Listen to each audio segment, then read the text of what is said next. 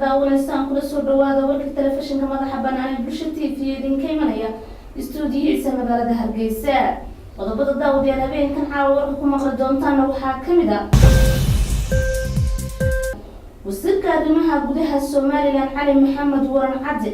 ayaa maanta golaha guurtida uga xog waramay habsami u socodka howlaha shaqo ee uu qaranka u hayo. khilaafka u dhaxeeya mas'uuliyiinta gobolka Gabiley iyo xisbiyada mucaaradka ah ayaa cirka isku sii shareeraya. gudoomiye ku-xigeenka gobolka Awdalna waxa uu ka qayb galay xaflad ay ku qalin jabinayeen arday dhamaystay xirfadaha farsamada gacanta. qodobada kale daawadayaal caalamka idinka haynana waxaa ka mid ah dhulgariir cusub ayaa ku dhuftay mar kale dalka Pakistan. daawadayaal kuwaas waa qaar ka mid ah qodobadii warka haatan isagoo dhammaystiran.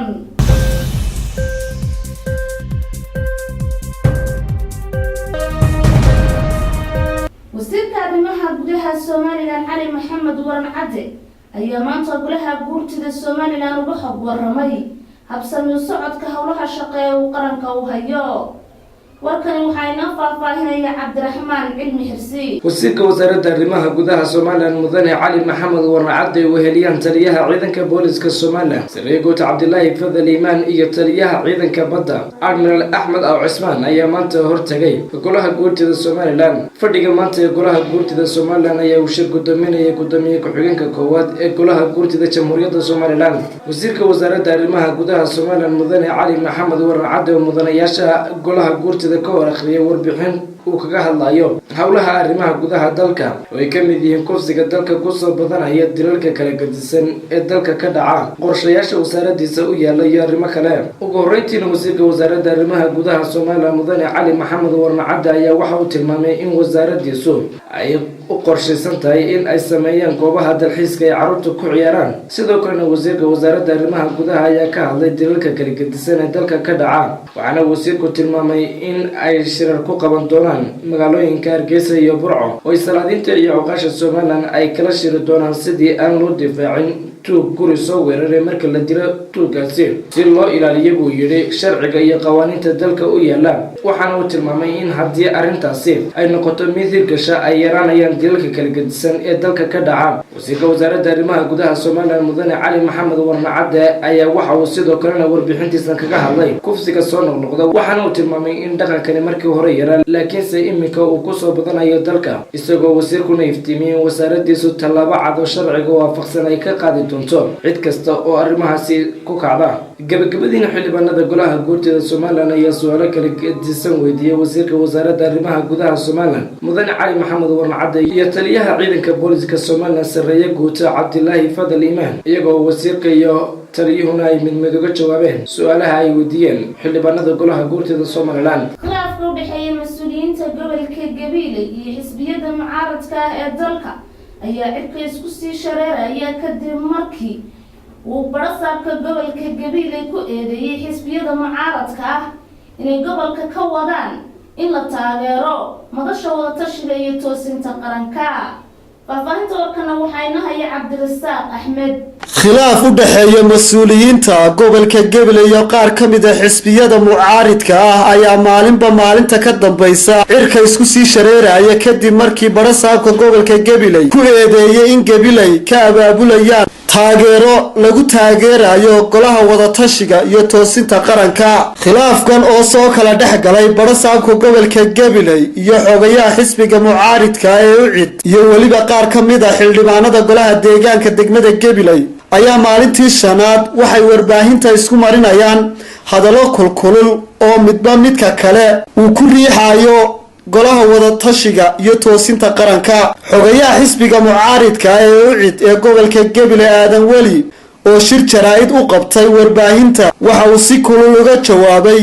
war uu barasaabka gobolka Gabiley uu ku soo qoray wargeyska Dawan oo barasaabku sheegay in xogayaha xisbiga mucaaradka ah ee UCID ka wada magaalada Gabiley olole lagu taageerayo golaha wada tashiga. waxaanu yidhi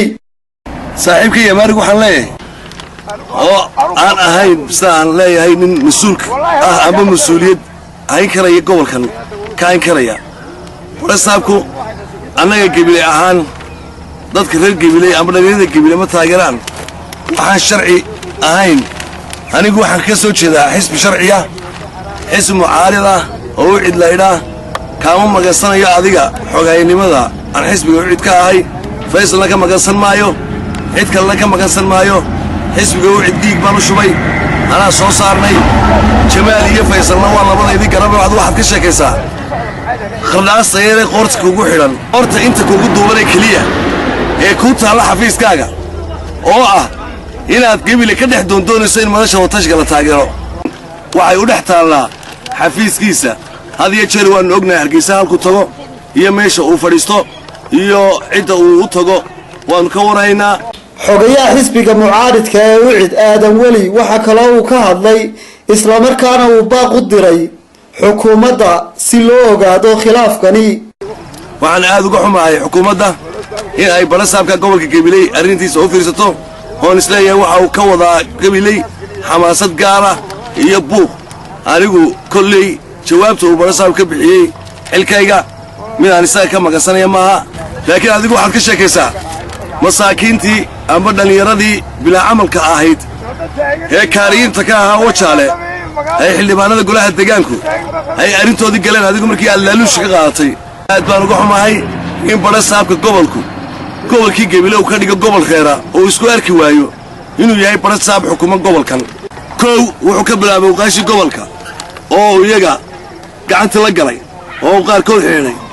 waxa uu qabsaday saxaafaddii ee gobolka ka soo jeeday gebile waxaa ka shaqeeya xubno fara badan oo deegaanno fara badan ka soo jeeda xurmo sharaf iyo karaamo ayaannu intoodaba ugu haynaa saaxiibka yamaarig waxaan leeyahay dhaqankan kale ee ku soo kordhisa gobolka ee iminka carruurtii iyo dhallinyaradii waa gadh aan u malaynayo cidda lele waa layska garanaya calaamadaha noocan oo kale ah waa dhaqan ku cusub gabiley yamaarig waxaan leeyahay dhaqannada noocaasana waa dhaqan lagaa filaya inaad beddesho calaamadan iminka way wada samaysteen dhallinyaradii magaaladu khilaafkani ayaa loo aanaynayaa inuu ka dambeeyey imaatinkii uu imanayay madaxweyne axmed maxamed maxamuud siilaanyo qalinjabinta jaamacadda timacadde oo dib loo dhigay wakhtigii ay ballantu ahayd kadib markii khilaaf ba'an uu soo kala dhex galay mas-uuliyiinta gobolka gabiley iyo xisbiyada mucaaridka iyo weliba xildhibaanada golaha deegaanka degmada gabiley cabdirasaaq axmed bulsha t v gabiley gudoomiye ku-xigeenka gobolka awdal cabdi nuur sugaal ayaa maanta ka qayb galay xaflad ay ku qalin jabinayeen arday dhammaystay xirfadaha farsamada gacanta oo in muddaaba ka baranayay hay-adaha wadaniga ee ayada iyo haafiyooka ee magaalada boorama faahfaahinta warkana waxaa magaalada boorame xarunta gobolka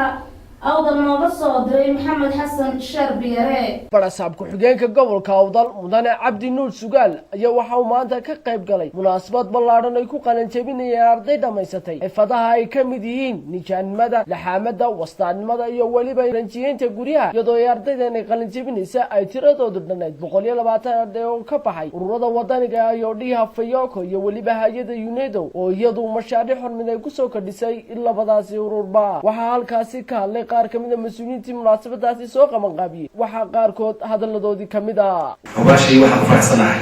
in muddo badan aan ka shaqeynayna anaga afayoko sidii aan u kobcin lahayn minhadaha qarsoon ee dhalinyartu leeyihiin minhadahaasoo markaa noocyo kala duwan ah waxaan ku faraxsanahay dadkii minhadaha la baray maanta intooda badan ku shaqeytaan markaa qiyaado Soomaaliland waa waddan nabadgelyaha weeyaan maanta nabadgelyadeenu ku caalamaaleyna nabadgelyaduna waa ku ilaahayna siiyey ase inagu gacmaheena aynu ku samaysanay oo sidaa ilaa gunta laga soo bilaabay وكذلك سوماليا تسلس سوماليا وحصل بالأولى وأنسي هناك بقطع سجاشة تغيير تاسي إنما تصدق قوة الشخصان ويوضع حفظ نقدين جديد واحد في شغالي سيكوبر كعوضل كهان مجالات البورما لودي سنة ودنبي كل وحقبت في جديد قبطي وواحد موضع ugu dambeyntii waxaa halkaasi ka hadlay barsaab ku-xigeenka gobolka awdal mudane cabdi nuur sugaal waxa uu noosta ka xariiqay gobolka awdal waxaa lagu yaqaanaa gobol aad tacliintana ugu fiican akhlaaqiyadkana ugu fiican waxaan leeyahay sida hayduun igu talagaleen inaad u qaadataan weeyo maxamed xasan ismaaciil sheedbiyana bulsha t v magaalada boorama halka daawadayaal weli nagala socotaana waa telefishinka madaxa bannaan ee bulsha t v xaruntiisa magaalada hargeysa xaflad ballaaran oo lagu sii sagootinayay ardaydii dhammaystay dugsiga sare ee Ilays Secondary School ayaa lagu qabtay Hotel Mansour ee magaalada Hargeysa. faafahinta warkana waxayna Axmed Satar. xaflad si heesra loo soo agaasimay oo lagu sii sagootinayay ardaydii ka qalin jabisay dugsiga sare ee Ilays Secondary School oo ay dabcadii 12aad ee ka baxday dugsigaasi sare ee Ilays Secondary School ayaa waxa maanta lagu qabtay Hotel Mansour ee magaalada Hargeysa. lagu sagootinayo ardayda ayaa waxa ka soo qayb galay agaasimaha waxbarashada gaarka loo leeyahay wasaaradda waxbarashada iyo tacliinta sare Somaliland Muuse Maxamed Shideen, gudoomiyaha jaamacadda Abaarsa Touch Dr. Ahmed Xuseen Ciise, Sheekh Ismaaciil Cabdi Hurre, Sheekh Ismaaciil Deeg, madaxa hay'adda Masna Foundation Sheekh Cabdiraxmaan Ismaaciil Khayre, maamulka dugsiga sare ee Ilays iyo macallimiinta wax ka dhiga dugsigaasi, waalidiin iyo marti sharaf kale oo aad u tiro badan. ugu horeyn waxa halkaasi ka hadlay maraaxilkii kala duwanaan oo soo marnay ka warbixiyay maamulaha dugsiga sare ee Ilays Secondary School Sheekh Cabdiraxmaan Axmed Cabdi, isagoo sheegay iskuulku inuu 15 jirsaday. waa kan maamulaha dugsiga sare ee Ilays Secondary School oo ka warramay maraaxilkii kala duwanaa iyo halka haatan iskuulku marayo. waxaanu yiri sida tan xilligaas oo asaasnay marka maanta taariikhda dib loo eego waa 15 sano weey. marka waa 15 jir waa qaangaarada sanadkii qaangaar inagoo qaangaarin baan runtii magaca iyo sharafta oo dugsigu leeyahay meel la gaadhay. markuu qaangaaray waxaan rajeynayaa inaan soo gaari doono haddii geesta kale waxaa halkaasi ka hadlay Sheekh Ismaaciil Cabdi Hurre, Sheekh Ismaaciil Deeg oo ku hadlayay afka waalidiinta kana mid ah dadka ka qayb qaatay aasaaska dugsigaasi Ilays Secondary School. waa kan Sheekh Ismaaciil Cabdi Hurre, Sheekh Ismaaciil Deeg oo ka warramay maraaxilkii kala duwanaa ee uu soo maray iskuulku. waxaanu yiri waxay u tahay sagootin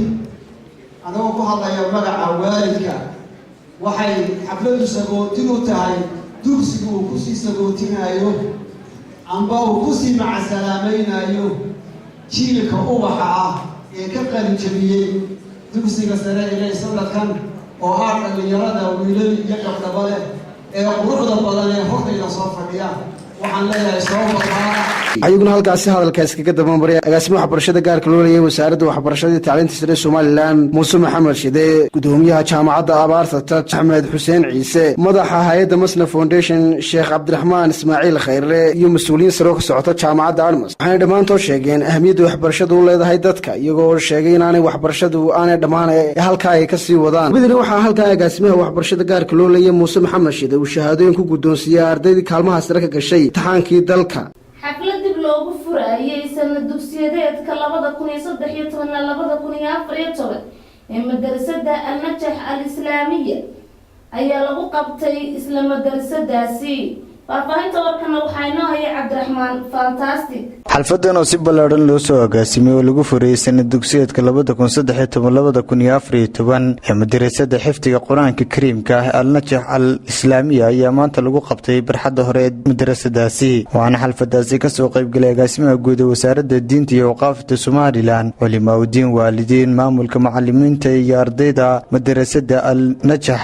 Al-Islaamiya iyo marti sharaf kala aad badan. ugu horreeyna waa xalfadaasi ka hadlay agaasimaha guud ee wasaaradda diinta iyo waqaafta Somaliland Sheekh Cabdirashiid Cabdilaahi oo si qoto dheer uga warramay fadliga uu leeyahay in ubadka la baro Qur'aanka Kariimka isla markaana lagu barbaariyo diinteena suuban, isagoo agaasimuhu ka codsaday waalidiinta in ubadkooda markastaba la daba joogaan isla markaana ubadku inta ay yaryar yihiin ay baraan diinta Islaamka si ay ugu aboobaan buu yidhi, isla markaana ay u noqdaan kuwa codsada xukuumadda diinta Islaamka. agaasimaha guud ee wasaaradda diinta iyo waqaafta Somaliland ayaa sidoo kale u mahad celiyay maamulka iyo macallimiinta madrasada Al-Najah oo ku tilmaamay inay yihiin culimo markastaba u taagan sidii ay xifdiga Quraanka Kariimka ah iyo sunnaha nabigeena subhana naxariis iyo badbaado korkiisa ahaatay ay ubadka u bari lahaayeen. sidoo kale waa xalfadaasi ka hadlay maamulaha guud ee madrasada Al-Najah Al-Islaamiya oo si qoto dheer uga warramay marxaladii kala duwan ee madrasadu ay soo martay iyo xilligii la aasaasay madrasada, isagoo maamuluhuna uu sheegay in waalidka ardayda dhigata madrasadana ay yihiin kuwa si wacan ugala shaqeeya dhinaca xiriirka ardayda iyo macallimiinta.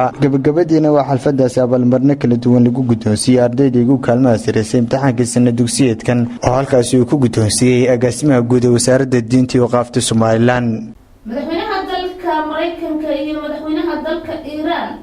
ayaa khadka telefoonka kaga wada hadlay sidii labada wadan u yeelan lahaayeen xiriir ka dhow xiriirkii hore ee ka dhaxeeyay labadaasi wadan. madaxweynaha dalka Mareykanka iyo dhigiisa dalka Iiraan ayaa hadal dhinaca telefoonka ah waxay kaga wada hadleen sidii labada wadan ay u yeelan lahaayeen xiriir dhow iyadoo labada dal ee Iiraan iyo Mareykanka aanu wax xiriir ah ka dhaxaynin tan iyo sanadku markuu ahaa 1979. madaxweynaha dalka Mareykanka madaxweyne Obama oo isagoo ku sugan aqalka cad khadka telefoonka kula hadlayay madaxweynaha dalka Iiraan Xasan Rouhani ayaa sheegay in uu rumaysan yahay in xal loo helo khilaafkii labada wadan ee dhinaca hubka nukliyeerka taasi oo muddo aad u badan la isku maandhaafsanaa sidii xal looga gaari lahaa. waxaana sidoo kale uu sheegay madaxweyne Obama in xulafadiisa uu la kaashan doono sida dalka Israa'iil. dhinaca kale saraakiil qaramada midoobay ka tirsan iyo dalka Iiraan ayaa wada yeelan doona kulan lagaga hadlayo sidii loo xoojin lahaa qorshaha hadda la wado ee dhinaca horumarinta nukliyeer iyo sidii loo soo afjari lahaa khilaafka labada wadan ee Mareykanka iyo dalka Iiraan. dhulgariir cusub ayaa mar kale ku dhuftay dalka Pakistan. dhulgariir cusub ayaa mar labaad ku dhuftay dhinaca koonfurta galbeed ee dalka Pakistan kaasoo ay ku dhinteen boqolaal dad ah kumanaan kalena ay ku dhaawacmeen sida ay xaqiijiyeen khubaro Mareykan ah. waxaa dheer dhulgariirkan cusub ayaa lagu qiyaasaya cabiraadiisa 6.8 heerka dhulgariirka waxaanu ka bilaabmay meel 96 kiilomitir waqooyiga bari ka xigta caasimada dalka Pakistan. dhulgariirkan ayaa wax yar ka yar toddobaadadii hore ku dhuftay dalkaasi waxaana uu saameeyay isla goboladii hore. wakaalada AFP ayaa sheegay in dad aad u tiro badan lagu daweynayo isbitaalada waxaana weli socda gurmadada lagu sababta bixinayo waxyeeladu ka soo gaadhay. akhyaarteeda qiimaha iyo qadarinta naga mudan intaasi ayaan kusoo gabagabaynaynaa warbixii dalka gudihiisa iyo dabadiisa baan idinka haynay habeenkan caawa. warka xigay intaan kulmi doona aniga asxaabtiga qayb qaatay tabinta warkaba waxaan idinkaga tegaynaa. salaamu alaykum waraxmatullaahi wabarakaatuh.